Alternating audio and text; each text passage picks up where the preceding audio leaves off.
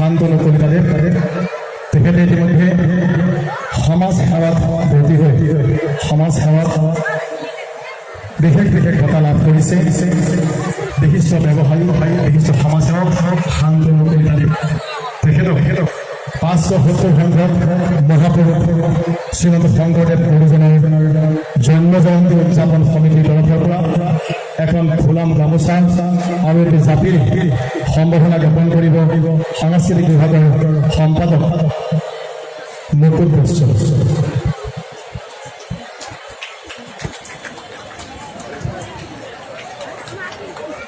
এই চেগতে কলিতাদেৱক তেখেতৰ বক্তব্য ৰাখিবলৈ মাইক্ৰফোন আগবঢ়াই দিছোঁ।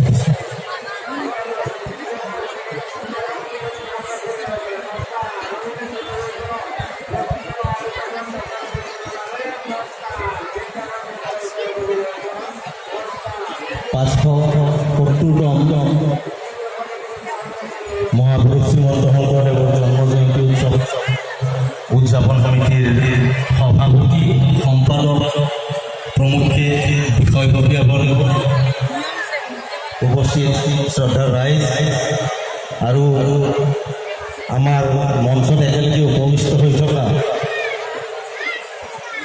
শিৱম ডেন্স একাডেমীৰ কণ মইনাহঁত, আজি এই উৎসৱৰ এই অনুষ্ঠানত মোক এই কণ মইনাহঁতৰ শিৱম ডেন্স একাডেমীৰ যি নৃত্যানুষ্ঠান সেই নৃত্যানুষ্ঠান উদ্বোধন কৰাৰ কাৰণে আজ্ঞা দিয়া হৈছিলে। সেই আজ্ঞা পালন কৰি প্ৰতি বছৰৰ দৰে আজিও আপোনালোকৰ সন্মুখত থিয় হৈছোঁ। আমাৰ সৌভাগ্য এজন মহাপুৰুষ, যিজন মহাপুৰুষে আমাৰ অসমীয়া বিশ্ববাসীৰ সন্মুখত চিনাকি কৰাই দি থৈ গৈছে।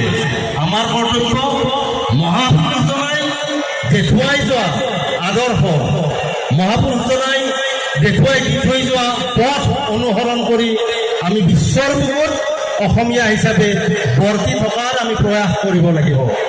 আমাৰ কোৱা হৈছিলে বহু ধৰিব কুটুম্ব কম, গোটেই পৃথিৱীখনেই আমাৰ কুটুম্ব, সকলোকে আমি আপন কৰি ল'ব লাগিব।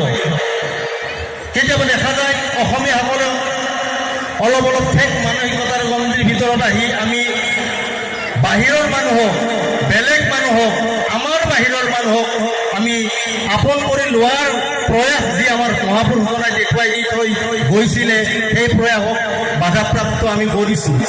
আমি শ্ৰদ্ধা ৰাইজক অনুৰোধ জনাব খুজিছোঁ, মহাপুৰুষজনাই সকলো ফৈদৰ পৰা মানুহ, মুছলমানৰ পৰা আনকি কৈবৰ্তৰ পৰা বা সকলো ফৈদৰ পৰা মানুহ একলগ কৰি নৱ বৈষ্ণৱ ধৰ্মৰ প্ৰসাৰ কৰি অসমীয়া এক বান্ধনেৰে বান্ধি থৈ গৈছিলে।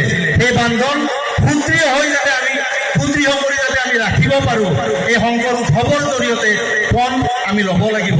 এই ৰাইজ আমি আহ্বান জনাইছোঁ, মই আহ্বান জনাইছোঁ, মহাপুৰুষজনাই সকলো মানুহকে আমাক আপন কৰি লোৱাৰ কাৰণে আহ্বান কৰি থৈ গৈছে।